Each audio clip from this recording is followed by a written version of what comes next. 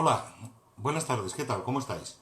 Voy, que estoy terminando una cosa del trabajo, pero nada, que es solo un segundo abrirme el guión de hoy, que ya lo tengo aquí, e irme al principio hecho.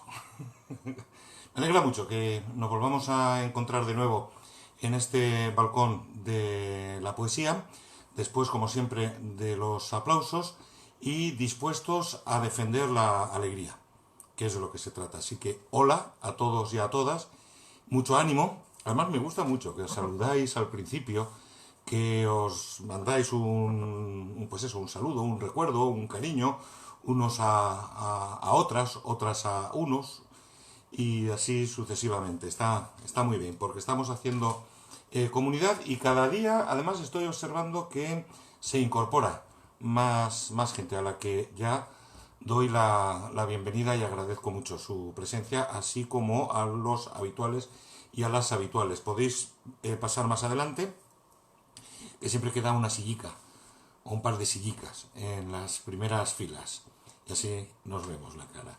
Como os digo, vamos a seguir defendiendo la alegría y si hace falta le quitamos la razón a los días laborables y los convertimos en otra cosa para compartir. Bueno, vamos a hablar hoy de un hombre al que yo no sé por qué siempre le he tenido mucha simpatía y más después de haber comprobado con admiración incluso que tenemos amigos comunes, aunque él ya hace un tiempo que murió. Yo quiero agradecer en el día de hoy la colaboración que me ha prestado para hacer este programa mi amigo y sin embargo poeta Joaquín Brotons, que os vais a reír, pero es verdad. Es el responsable de llevar el hedonismo a la Mancha, que parece que son términos antagónicos. Pues no, no. Yo siempre os digo que la Mancha es un territorio por conocer, absolutamente mágico, y que no habéis estado, porque algunos sí, pero por la Mancha se pasa. Por ejemplo, se pasa para ir a Andalucía, se atraviesa, se pasa para ir al Levante, se atraviesa, pero ese corazón enorme que tiene la Mancha, Cuenca, Guadalajara, Albacete, Ciudad Real y Toledo, aunque los de Toledo, qué bonito es Toledo, son más castellanos que manchegos. No le digas, por ejemplo, a uno de Ciudad Real o de Albacete que es castellano, es manchego. Y a algunos de Toledo tampoco les puedes decir que son manchegos, porque son más castellanos, ¿no? Pero bueno, en España siempre hemos estado así. Dile a uno de León que es castellano. Dile a uno de Valladolid que es leonés. La hemos liado, ¿no? ¿Cómo me voy por las ramas? José Hierro, Pepe Hierro, es el poeta que hoy nos visita, que hoy se sienta junto a nosotros y ante el cual yo me quito el sombrero. Muy amigo, como digo, de mi amigo Joaquín Brotons, por eso me siento más próximo. Te doy otra vez las gracias, Joaquín, porque me ha ayudado a preparar el programa de hoy y me ha contado alguna anécdota que no puedo contar, que me ha dicho que hay un rico anecdotario, eh, pero que no se puede contar todo. A mí me ha contado cosas y no os la voy a contar, porque Joaquín es mi amigo. Y de alguna manera José Hierro también nace en Madrid 2 años después que mi madre, 1922. Pero él se cría en Santander y se siente cántabro, santanderino, por los cuatro costados. Forma parte de un elenco de poetas magnífico, entre los que está, por ejemplo, Gil de Viedma, Blas de Otero, que se da a conocer una vez que ha terminado la incivil, guerra civil. ¿Os dais cuenta? ¿Cómo es el eje? Hay un antes y un después siempre, en la poesía, en la literatura, en el pensamiento, en las artes, en la libertad, en todo. Hay un antes y un después. Y ese eje es la incivil guerra civil. Estuvo en la cárcel José Hierro. Al final de la contienda fue detenido y encarcelado, acusado de pertenecer a una organización de ayuda a los presos. Evidentemente eran, estos sí, presos políticos. Uno de ellos era su propio padre, Joaquín Hierro. Un tipo. Murió en la cárcel. Joaquín Hierro era funcionario de telégrafos, el padre de José de Pepe Hierro. Y este hombre, claro, telegrafista, interceptó el telegrama, el cable, con que la Capitanía General Militar de la región de Burgos quería sublevar a la guarnición de Santander. Él estaba en Santander. Y este hombre interceptó el cable, es decir, impidió que esa orden llegara a los acuartelamientos cántabros. ¿Qué le pasó? Pues que lo pagó con la cárcel y murió en la cárcel. Eh, Su hijo José, nuestro poeta, también fue a prisión porque sacó información de la cárcel cuando iba visitando a su padre. Era una especie de enganche, ¿no? De correo. Pepe Hierro estuvo 5 años en la cárcel y fue liberado en 1944 cuando estaba en la prisión de Alcalá de Henares. Y es liberado, y esto me lo ha dicho Joaquín, porque al morir su padre, el padre de Pepe Hierro en la cárcel, él tiene 22 años, es mayor de edad, la mayoría de edad entonces estaba en los 21, y es considerado el cabeza de familia, y lo sueltan porque como cabeza de familia tiene la responsabilidad de alimentar a su familia. Así que él sale de la cárcel y lo primero que hace es trabajar llevando carbón a las casas de Madrid, con una especie de carro o motocarro y un capacho llevando el carbón. Bueno, para entonces él ya se siente poeta. No está en la generación del 27, evidentemente, por edad, porque él nace en 1922. Estaría más bien en la del 36, pero todavía le pilla joven, ¿no? Porque son 14 años, así que iremos un poquito más adelante. Imaginaros el desolador panorama cultural que había en España después de la Guerra Civil, ¿vale? Sin embargo, aparecen una serie de revistas poéticas, como no hay ahora, que también hay que decirlo, que llevan por título Garcilaso, Espadaña, Cántico y Proel. Allí están publicando poetas de la talla de José García Nieto, de Rafael Morales, Blas de Otero, José Luis Hidalgo, Rafael Montesinos, Leopoldo de Luis, Baena, Pablo García Baena, Premio Nacional, que lo fue también de literatura y creo que de la crítica también, y creo que cordobés, y José Hierro, y muchos otros, ¿no? Abundan también los poetas. Se puede decir que han sobrevivido algunos poetas. Pepe Hierro pertenece, por lo tanto, a lo que se ha dado en llamar la primera generación de la posguerra, a la que se ha definido, y a mí me gusta mucho, como poesía desarraigada. Y no era para menos. Ya os he dibujado un poquito el panorama, que no hace falta tampoco insistir, pero en aquellos primeros años de la posguerra la poesía no podía interesar demasiado, teniendo en cuenta la situación en la que estaba este país. Pero eso no impidió que, como hemos visto, los poetas fueran numerosos y cada uno con características y estilos diferentes. Pepe Hierro tarda un poco en publicar su primer libro, Tierra sin nosotros, en 1947, pero se lanza. El tío, una vez que ha comenzado, no para. El mismo año publica otro poemario que se titula Alegría y que le vale el premio Adonais. Y vamos a empezar a leer a Pepe Hierro. ¿Veis cómo? ¿Os acordáis el otro día cuando hablábamos de Jaime Gil de Viedma, que conversa, ¿no?, en sus poemas y que usa un tono coloquial?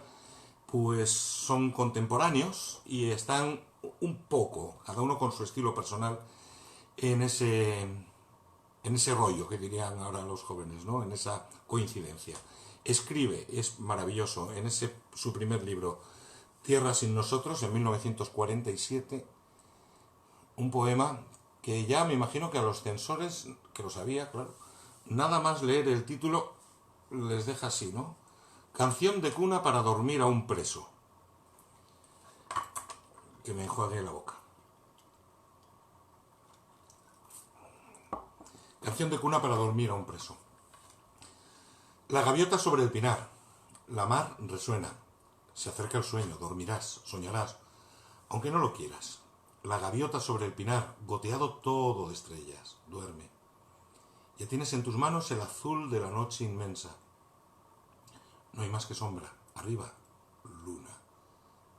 Peter Pan por las alamedas. Sobre ciervos de lomo verde la niña ciega. Ya ni eres hombre, ya te duermes, mi amigo, ea. Duerme, mi amigo. Vuela un cuervo sobre la luna y la degüella. La mar está cerca de ti, muerde tus piernas. No es verdad que tú seas hombre, eres un niño que no sueña. No es verdad que tú hayas sufrido. Son cuentos tristes que te cuentan. Duerme. La sombra toda es tuya, mi amigo. Ea. Eres un niño que está serio. Perdió la risa y no la encuentra. Será que habrá caído al mar. La habrá comido una ballena. Duerme, mi amigo. Que te acunen campanillas y panderetas, flautas de caña de son vago, amanecidas en la niebla. No es verdad que te pese el alma. El alma es aire y humo y seda. La noche es vasta. Tiene espacios para volar por donde quieras, para llegar al alba y ver las aguas frías que despiertan, las rocas grises, como el casco que tú llevabas a la guerra. La noche es amplia. Duerme, amigo, mi amigo. Ea. La noche es bella, está desnuda, no tiene límites ni rejas. No es verdad que ni hayas sufrido. Son cuentos tristes que te cuentan. Tú eres un niño que está triste.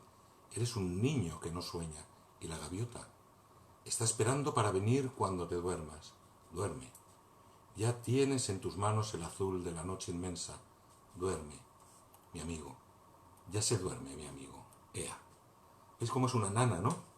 Cómo le arrulla, cómo le acuna, cómo tiene todavía algún eco lorquiano, ¿verdad? Este poema, pero no es Antonio Torres Heredia el receptor del poema, es un preso, al que le canta una nana y le dice muchas más cosas, ¿no? José Hierro.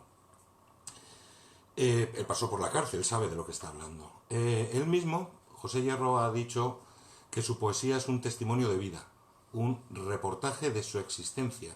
Lo mismo decía el otro día León Felipe. ¿Ves cómo, a pesar de las distancias y de las diferencias, hay conexiones, ¿no?, entre los poetas españoles de la posguerra? Incorpora a su poesía experiencias de hombre, lo bueno, lo bonito, pero también lo amargo y lo cruel. En definitiva, los claroscuros del mundo. No es un poeta lírico e intimista. Él toma como punto de partida su propia existencia y es un relato de la situación que él vive, como ejemplo también de lo que le está pasando a España y de lo que le ha tocado vivir. Sí que es cierto que arranca con acentos sociales, como no, pero no es un poeta de esa corriente, como lo pudo ser y como lo fue Gabriel Celaya, ¿no?, el gran poeta de lo social, uno de los grandes poetas de lo social. En la década de los años 50 se aprecia cómo Pepe Hierro supera ese realismo social, entra de lleno ya en esa poesía, en esa generación de los 50, que sin embargo brilla, curioso, en los años 60, cuando están todos los poetas en una madurez soberbia, maravillosa. Es otro momento dorado en la poesía española y en la literatura en general. Ese grupo de poetas tienen rasgos comunes y llevan a la poesía por un camino nuevo. Por ejemplo, se preocupan mucho por el hombre en individual. Eso enlaza con un nuevo humanismo, pero huyen del tratamiento poético, de la afección, digamos, de los adornos que consideran superfluos. Sí que tienen conciencia, son rebeldes, inconformistas, no les gusta el mundo en el que viven, lo critican, son escépticos y eso les aleja de esa poesía social del nosotros y de la conciencia, y algunos críticos han dicho que forman parte de un realismo crítico. Pues como debe de ser, hay que ser crítico siempre, no por el mero hecho de serlo, sino con la intención de pensar que tu opinión, nuestra opinión, puede ayudar a mejorar la situación en la que estamos. Eso les pasa a ellos. Hay uno, que es Pérez Inferrer, que dice que lo propio no es el realismo histórico como la creación y consolidación de una poesía de la experiencia personal. Y esa expresión sirve, ¿no?, para todos ellos. ¿De qué hablan? Vuelven a lo íntimo, a lo personal. Otra vez el paraíso perdido de Milton, que comentábamos hace poquito, es una evocación nostálgica, por lo tanto, del pasado. Nos pasa a todos, Nos pasa a todos porque hemos interpretado mal aquellos versos de Pedro Manrique: cualquiera tiempo pasado fue mejor. Jorge Manrique lo que hace es precisamente trasladar lo contrario a lo que nosotros hemos interpretado. ¿eh? Luego otro día lo comentaremos, que si no me voy por las ramas. Viven de lo cotidiano, se quejan, protestan, utilizan la ironía, el sarcasmo, son inconformistas, son inteligentes, pero también se duelen, son escépticos, se aíslan y muchos de ellos se quedan en una terrible soledad, en una honda soledad. En cuanto al estilo, no son nada patéticos. Hay algunos poemas que dicen, bueno, y si no usas el verso y usas el renglón, da lo mismo, porque son poesía en prosa. O prosa poética, diría alguno, no es lo mismo. La poesía en prosa tiene identidad por sí sola. Y la prosa poética forma parte de un todo. Esa es la diferencia. Por lo tanto, muchos de ellos, y Pepe Hierro también, parece que escriben sin versos y más en prosa poética, aunque distribuyen la creación como les da la gana, que para eso es suya. Faltaría más. Escriben muy limpio, muy bien, corrigen, depuran. Son como le ocurría a Gil de Viedma, casi dialogan, ¿no?, con el poema. Utilizan un estilo conversacional, se podría decir, nada retórico. Y como digo, Gil de Viedma debió de beber de las mismas aguas, seguro, ¿no?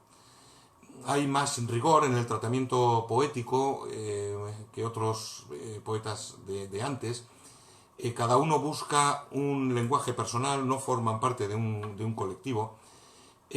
Pasan de las vanguardias, ya lo han vivido. Y tienen un tono que es amable, que es cálido, que hace gala de esa ironía que está tan emparentada, ¿verdad?, con el sentido del humor y con la conciencia. Hay un poema, bueno, hay muchos poemas de Pepe Hierro. Voy a con un soneto, se titula Llegué por el dolor a la alegría. El otro día hablábamos un poco así por encima de los sonetos, pero yo creo que es digno de subrayar el hecho de cómo una composición clásica, el arte nuevo que trae Juan Boscán a España en el 16. Por cierto, en la primera imprenta que hubo en el Reino de Navarra estuvo en Estella, al otro lado del río, donde vive ese vecino que me saluda así. Un saludo, Félix, que si habrás llegado tarde. Allí estuvo la primera imprenta del Reino de Navarra que montó Miguel de Eguía, y de allí salieron los sonetos de Juan Boscán y de Garcilaso de la Vega, el diccionario de Nébrija, por ejemplo, o las obras completas Tela de Erasmo de Rotterdam, aquí, al otro lado del río. Bueno, pues todos los poetas de todas las épocas, desde entonces y hasta ahora, de todos los estilos, sea el que sea, todos han cultivado el soneto. Si ya os decía que si la poesía es la esencia de la literatura, el soneto es el alma de la poesía. Y fijaros cómo se manejaba este hombre también en un marco tan clásico, ¿no?, y tan estricto como es el soneto. Versos de arte mayor, es decir, de más de 8 sílabas, preferentemente en decasílabos, y la rima A, B, B, A, y bueno, ya sabéis. Es precioso. Llegué por el dolor a la alegría. Así se titula, ¿eh? Y así empieza. Llegué por el dolor a la alegría. Supe por el dolor que el alma existe. Por el dolor, allá en mi reino triste, un misterioso sol amanecía. Era la alegría la mañana fría y el viento loco y cálido que embiste, alma que verdes primaveras viste, maravillosamente se rompía. Así la siento más. Al cielo apunto y me responde cuando le pregunto con dolor tras dolor para mi herida. Y mientras se ilumina mi cabeza, ruego por el que he sido en la tristeza a las divinidades de la vida. Pues Pepe Hierro. Pepe Hierro tiene una composición dedicada a el tremendo amor que se profesaron Lope de Vega y Marta de Nevares, a pesar de llevarse 29 años de diferencia, a pesar de que él se había ordenado sacerdote hacía muy poco. Fijaros, cuando ella muere, tiene 41 años y Lope de Vega 70. A Lope le quedan muy pocos años ya de vida, apenas 3. Se conocen en un encuentro poético, una velada poética, y se enamoraron, a pesar de que él era un cura, repito, un sacerdote recién ordenado, ya mayor, y ella una jovencita. Y se enamoró de Marta. Yo la verdad no he conocido a ninguna Marta fea, eso también lo tengo que decir, ¿no? Tienen 29 años de diferencia. Marta muere en una situación pues muy dolorosa porque va perdiendo la cabeza, se va quedando ciega, enloquece, pero Lope de Vega la cuida personalmente hasta el último instante de su vida, hasta el último instante de su vida, y tiene, bueno, pues palabras para ella. Cuando se van a vivir juntos en pecado, se amanceban, que decían antes, ella todavía está casada, al poco muere su marido. Tienen una hija, Lope de Vega y ella, tienen un hijo que nace muerto. A Lope de Vega, que tenía un hijo de una relación anterior, se le muere ese hijo cuando estaba cogiendo ostras no sé en qué isla. Y bueno, en 1621 Marta comienza a dar indicios de una enfermedad, se le empieza a ir la bola a la cabeza, al poco empieza a perder la vista, se queda ciega, y Lope describe su dolor de esta manera. Dice: cuando yo vi mis luces eclipsarse, cuando yo vi mi sol oscurecerse, mis verdes esmeraldas enlutarse y mis puras estrellas esconderse, no puede mi desdicha ponderarse, ni mi grave dolor encarecerse, ni puede aquí sin lágrimas decirse cómo se fue mi sol al despedirse. Los ojos de los dos tanto sintieron, que no sé cuáles más se lastimaron, los que en ella cegaron o en mí vieron, ni aun sabe el mismo amor los que cegaron, aunque solas su luz oscurecieron, que en los demás bellísimos quedaron, pareciendo al mirar los que mentían, pues mataban de amor lo que no veían. Es un amor como decía mi padre, de los de antes de la guerra. Bueno, pues José Hierro escribe un poema dedicado a Lope, a Marta y a la noche, y los pone, los versos, en la boca de Lope de Vega. Es un poquito largo, pero veréis qué maravilla, qué sensibilidad. He abierto la ventana. Entras sin hacer ruido.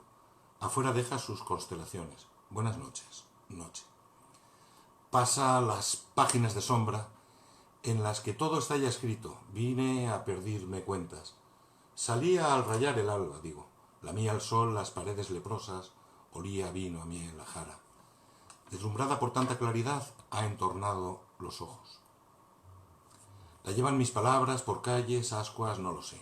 Oye la plata de las campanadas. Ante la puerta de la iglesia me callo, me detengo. Entraría conmigo si yo no me callase, si no me detuviera. Yo sé bien lo que quiere la noche, lo de todas las noches. Si no, ¿por qué habría venido? Ya mi memoria no es lo que era. En la misa del alba no dije Agnus Dei cui tollis peccata mundi, sino que dije Marta Dei. Ella es también Cordero de Dios que quita mis pecados del mundo. La noche no podría comprenderlo. ¿Y qué decirle y cómo para que lo entendiese? No me pregunta nada la noche. No me pregunta nada. Ella lo sabe todo, antes que yo lo diga, antes que yo lo sepa. Ella ha oído esos versos que se escupen de boca en boca. Versos de un mala leche de la Andalucía. Ese es Góngora. Al que otro mala leche de Solar Montañés, Quevedo, llamará capellán del rey de bastos, en los que hace mofa de mí y de Marta. Amor mío, resumen de todos mis amores. Dicho me han por una carta que es tu cómica persona, sobre los manteles, mona, y entre las sábanas, Marta. Que sabrá ese taúr, ese amargado lo que es amor. La noche trae entre los pliegues de su toga un polvillo de música como el del ala de la mariposa, una música hilada en la vihuela del maestro del danzar, nuestro vecino. En la cocina la estará escuchando Marta, danzará, mientras barre el suelo que no ve, manchado de ceniza, de aroma, de trigo candeal, de jazmines, de estrellas, de papeles rompidos, sí. Danza y barre Marta. Pido la noche que se vaya, hasta mañana noche. Déjame que descanse. Cuando amanezca regaré el jardín. Saldré después a decir misa. Deus meus, quare tristis est anima mea. Luego volveré a casa. Terminaré una epístola en tercetos, escribiré unas hojas de la comedia que encargaron unos representantes. Que las cosas no marchan bien en el teatro y uno no puede dormirse en los laureles. Hasta mañana noche tengo que dar la cena a Marta, asearla, peinarla. Ella no vive ya en el mundo nuestro. Cuidar que no alborote mis papeles, que no apuñale las paredes con mis plumas, mis bien cortadas plumas. Tengo que confesarla. Padre, vivo en pecado. No sabe que el pecado es de los dos. Y dirá luego, Lope, quiero morirme. ¿Y qué sucedería si yo muriese antes que ella? Ego te absolvo. Y luego, sosegada, le contaré para dormirla aventuras de olas, de galeones, de arcabuces, de rumbos marinos, de lugares vividos y soñados, de lo que fue y que no fue y que pudo ser mi vida. Abre tus ojos verdes, Marta, que quiero oír el mar. Qué amor, ¿eh? Qué amor, pues eso, de antes de la guerra, que decía mi padre.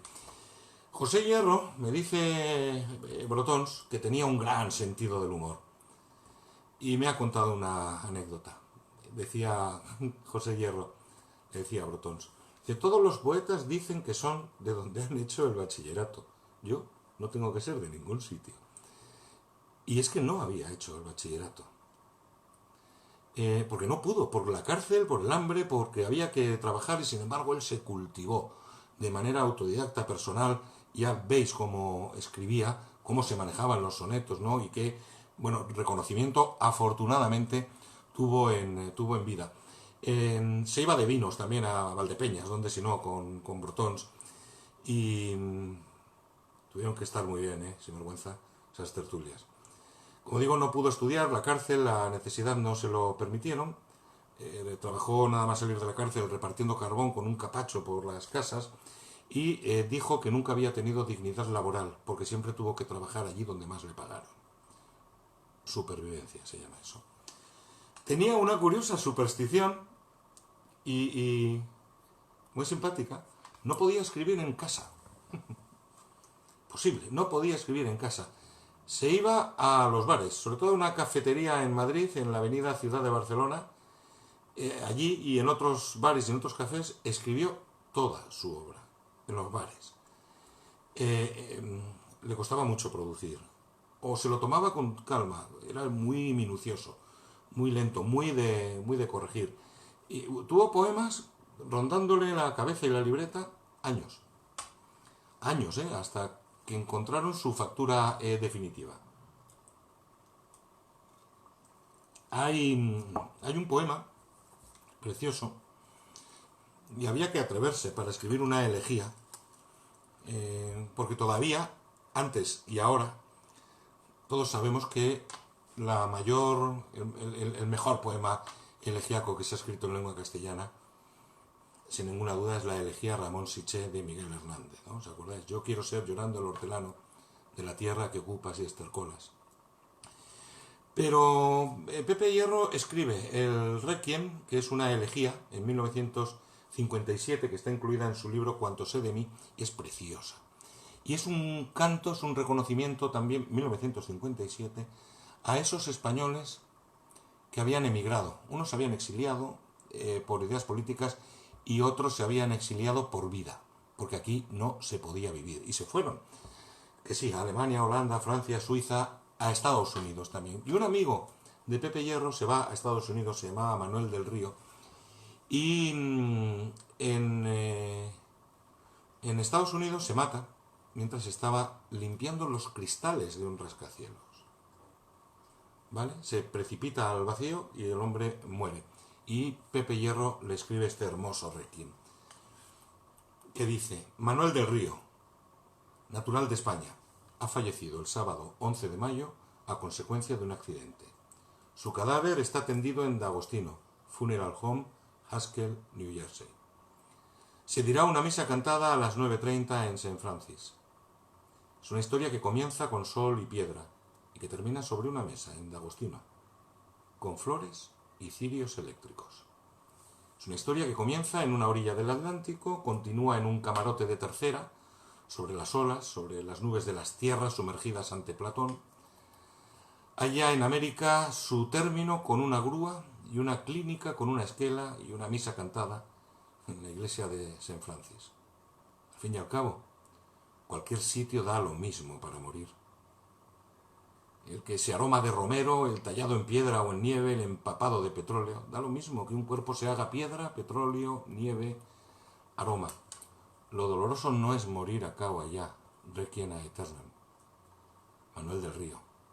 Sobre el mármol en D'Agostino pastan toros de España. Manuel. Y las flores. Funeral de segunda, caja que huele a abetos del invierno. $40. Y han puesto unas flores artificiales entre las otras que arrancaron al jardín. Libérame, Domine, de morte eterna. Cuando mueran James o Jacob, verán las flores que pagaron Julio o Manuel. Ahora descienden a tus cumbres garras de águila, dies irae. Lo doloroso no es morir, dies ila acá o allá, sino sin gloria. Tus abuelos fecundaron la tierra toda, la empapaban de la aventura. Cuando caía un español, se mutilaba el universo. Los velaban no en D'Agostino, Funeral Home, sino entre hogueras, entre caballos y armas, héroes para siempre. Estatuas de rostro borrado, vestidos aún sus colores de papagayo, de poder y de fantasía. Él no ha caído así. No ha muerto por ninguna locura hermosa. Hace mucho que el español muere de anónimo y cordura, o en locuras desgarradoras entre hermanos. Cuando cuchilla pellejos de vino, derrama sangre fraterna. Vino un día porque su tierra es pobre. El mundo, libérame Domine, es patria, y ha muerto. No fundó ciudades, no dio su nombre a un mar, no hizo más que morir por $17. Él los pensaría en pesetas, requiem aeternam. Y en D'Agostino lo visitan los polacos, los irlandeses, los españoles, los que mueren en el weekend, requiem aeternam. Definitivamente todo ha terminado. Su cadáver está tendido en D'Agostino, Funeral Home, Haskell, New Jersey. Se dirá una misa cantada por su alma. Me he limitado a reflejar aquí una esquela de un periódico de New York. Objetivamente, sin vuelo en el verso, objetivamente, un español, como millones de españoles, no he dicho a nadie que estuve a punto de llorar. Hay momentos en este poema. Lo doloroso no es morir, sino morir sin gloria. Él los contaría en pesetas. Hay momentos que son... que te dejan cogido por dentro. Es un poeta enorme que hay que leer. Yo estoy muy contento porque se le reconoció en vida. Ahora saldrá el Cascarrabias de Brotons y pondrá un comentario, ya lo veréis luego, que tampoco se le reconoció en vida porque España no sabe tratar a sus poetas, y aun teniendo razón Brotons, a tu amigo Pepe, Joaquín, le dieron el premio Adonais, el Nacional de Poesía 2 veces, el de la Crítica otras 2, el de Juan March, el Príncipe de Asturias de las Letras, el premio Fundación Pablo Iglesias, el premio nacional pero de las letras españolas, el Reina Sofía, el Cervantes, otra vez el premio de la crítica en 1998, el premio Francisco de Quevedo, que le haría mucha gracia, y el ojo crítico especial por la belleza de su obra. Y además, y esto está muy bien, fue declarado hijo adoptivo de Cantabria en 1982 y el Ayuntamiento de Madrid en el año 2002 le concedió la medalla de oro de la ciudad. En San Sebastián de los Reyes hay una universidad popular que lleva su nombre. La ciudad de Santander, que es preciosa, le rindió un homenaje y colocó un busto de José Hierro en el paseo marítimo, inspirado ese busto en unos versos que dice: si muero, que me pongan desnudo, desnudo junto al mar. Serán las aguas grises mi escudo y no habrá que luchar. Porque él fue un luchador. Me ha dicho una cosa mi amigo Brotons que me ha gustado mucho. Dice, él era un republicano sin rencor. Y eso significa que era una muy buena persona. Era muy buena persona. Y hoy lo quería traer aquí, pues ya sabéis por qué me cae a mí este tipo simpático y además me admira cómo escribe. Y siempre hablo de los poetas en tiempo presente porque no se van. ¿Cómo se van a ir si los traemos cada día también aquí, ¿no? A este rincón de la poesía. Termino, que ya llevo un rato dándoos la paliza. Y termino con un poema mío que no está publicado, que no está ni en Como una sirena que me abraza, ni en el anterior, Sé de los charcos, que estará en el próximo, que sigue sin título, que lo he publicado en Facebook, pero no está en el papel, y que se titula Arañazos. A ver si os gusta, ¿vale? Etiquetad a alguno de vuestros amigos para que se pueda asomar mañana a este rincón, este balcón de la poesía. Por cierto, Antonio, que ayer no estuviste, ya sé que estás pocho, que le han operado. A ver si te veo y me cuentas algo. Mucho ánimo también, Antonio, y a ti. Siempre he sabido que yo no soy perfecto, ni siquiera he pretendido parecerlo. Me conformo con reconocer imperfecciones, llamarlas por su nombre, suavizarlas. De tal manera tengo en la impaciencia y en la prisa malas aliadas. Me desvelo asomado al vértigo de la noche tan a menudo, que conozco la cara oculta de mis lunas de azufre, en la duda y en el hueco, un mudo desacierto que es ladrido de un miedo que se acerca. Tengo tantos defectos, que son ellos los que a veces, en lugar de sacarme, me mandan a paseo. Y si no sé volver, me pierdo dándole vueltas al recuerdo. Por tener, tengo hasta una memoria que me engaña y me trae a los regalos del presente lo que pudo haber sido y fue, y me emociona. Entonces se me agarra en las venas el eco de tu nombre, el color del verano en tu sonrisa. Me trepa por la espalda la verde enredadera de tus uñas, el mordisco sin sueño del beso desvelado, mi apellido en tus dientes, tu saliva, la risa, el hambre de tenernos. Todo eso y más se queda en la mitad del recorrido, como si los 600 kilómetros dolieran dividiendo en dos negras mitades los suspiros. Soy de lágrima fácil, de pasear contento, también soy de los charcos, de asperjar los misterios, de no cerrar los ojos cuando beso, de decirlos te quiero como si fueran uvas de un racimo y el tiempo de vendimia fuera eterno, y tú y yo, cuadrilla suficiente. Soy de esos que dicen que no creen en nada y se tiran la vida creyendo que nada los engaña, hasta que te he mirado y me he asomado al mar, al museo escondido que tenía aquí dentro, desconchado y oscuro. El que tú has abierto convirtiendo el letargo en una ancha estancia con balcones, cortinas, con plantas, campanarios, calles de la alegría, la noria de la vida. Soy una lotería sin acierto, premio seguro que nadie ha reclamado, reintegro de ida y vuelta, número que regresa amor sin decimales, un hombre entero. Y aunque tengo defectos, sé en que entre todos ellos no se encuentra el de querer decirte que te quiero. Y hasta aquí que hemos llegado. Que mucho ánimo de corazón, de verdad. Enseguida vamos a ver el mar. Enseguida nos vamos a asomar a ese horizonte en el que todo empieza. Y enseguida vamos a creer otra vez en la utopía. Decía Eduardo Galeano, me encanta, que la utopía, y yo lo entiendo también como poesía, sería sinónimo. Así que voy a cambiarlo. Yo diría que la poesía es como el horizonte. Nos gusta caminar hacia él, sabemos que nunca lo vamos a alcanzar, que nunca vamos a llegar, pero avanzamos y nos hace caminar.